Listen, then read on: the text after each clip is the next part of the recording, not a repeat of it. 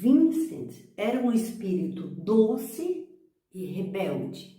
Lembra que eu falei que ele se recusou a estudar latim e grego? Quando ele fazia as aulas de pintura, ele se recusava a usar como modelo as peças de gesso, que é bem comum até hoje. Ele não queria usar essas peças como modelo, ele queria pintar a vida, ele queria pintar coisas vivas. Para Van Gogh não existia trabalho e vida pessoal, era tudo junto e misturado. Ele era uma coisa só e era tão intenso, o foco dele era tão grande na arte que ele chegava a descuidar da saúde. Ele não se alimentava bem, ele bebia muito, ele passava os dias embaixo de sol escaldante pintando, aí chegava, você acha que ele vai tomar um banho, um jantar gostoso? Não, ele ia beber. E não era qualquer coisa, era muito comum beber absinto, que é uma bebida fortíssima. E com isso ele vai debilitando a saúde dele. Lembra que eu falei para você que Vincent chega a Paris no dia 28 de fevereiro de 1886? E como era Paris naquele período? Era uma efervescência cultural, era cheio de artista. A arte borbulhava. Mas como que era o mundo? Mas o que estava acontecendo? Olha só, Thomas Edison inventou a lâmpada. A Kodak fabrica as primeiras câmeras fotográficas portáteis. O engenheiro Carl Benz constrói o primeiro protótipo de automóvel. Então Vincent chega a Paris e vai morar com Theo. Theo, que é do meio artístico, apresenta muita gente para ele, muitos artistas. Então ele conhece Gauguin, ele conhece Cézanne, ele conhece Pissarro, conhece muitos artistas pontilhistas, simbolistas, impressionistas, e ele vai experimentando um pouco de tudo. Expõe seus trabalhos num restaurante não muito bem conceituado, reúne jovens artistas para discutir a arte, para trocar ideia, leva todo mundo para o campo para pintar, e aquela efervescência toda. Aí ele descobre a cor. Aí ele começa a pintar uns girassóis. Mas ele mora com o irmão Theo, e ele é muito espaçoso. De repente ele invadiu, ele tomou conta do apartamento. O irmão já estava sufocado.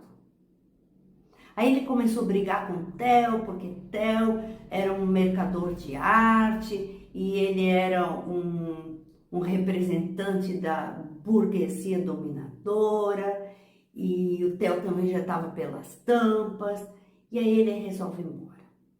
Nesse período, ele produz os girassóis. Você vê que agora, como tem cor no trabalho dele, né? O terraço do café noturno, e aí rola toda essa treta com o Theo e ele vai embora. Vai para onde? Vai para o sul da França, para Arles. Quando ele chega lá, ele se encanta com a luz. Ele diz: se em Paris eu descobri a cor, em Arles eu descobri a luz. Aí ele diz: uma luz que, na falta de palavra melhor, não posso denominá-la de outro modo senão amarela. Aí você vê muito amarelo na obra dele. Foi no dia 20 de fevereiro de 1888. E ele estava mais uma vez revigorado, animado, feliz, com aquela ideia de criar uma comunidade de artistas onde pudessem trocar ideias o tempo inteiro, compartilhar conhecimento, material, trabalhar junto. expor, vender, e ele alugou a Casa Amarela com essa finalidade. Decorou, se esmerou, e como ele tinha conhecido Paul Gauguin e admirava muito, ele mandou várias cartas insistindo para que Gauguin fizesse parte desse projeto. E como o Theo vendia algumas obras do Gauguin, ele também deu lá uma pressionada. E finalmente Gauguin resolve ir para Arles com Vincent. Vincent ficou todo feliz, comprou cadeiras de Vimy, comprou uma cadeira toda ornamentada, especial para Gauguin. Pintou os girassóis, colocou no quarto de Gauguin. Tava como uma criança, sabe? Uma criança quando espera o coleguinha para brincar e coisa e tal. Aí tá naquele pique todo, chega o coleguinha, não quero, não quero, não quero. Era meio que assim. Porque o Vincent era um espírito apaixonado, intenso, mas ele não tinha muito, ele tinha baixa autoestima. Enquanto o Gauguin era um cara que era um ex-bancário que se tornou pintor, ele era um ser altivo, seguro, carismático, mulherengo. Então ele atraía muito as pessoas e Vincent ficou encantado com isso também. Então finalmente chegou Gauguin na Casa Amarela.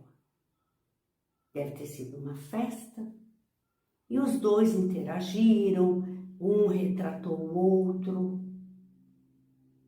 Gauguin fez um retrato de Van Gogh e Van Gogh olhou e falou: sou eu, mais louco. Só que nos primeiros dias, o Gauguin já estava escrevendo para os amigos: nossa, não aguento mais, quero ir embora daqui. Os dois não se entendiam muito artisticamente também, tinham divergências, porque Gauguin queria pintar o que ele imaginava e Vincent queria pintar o que ele via. E a coisa já não batia muito bem. Até que duas coisas acontecem.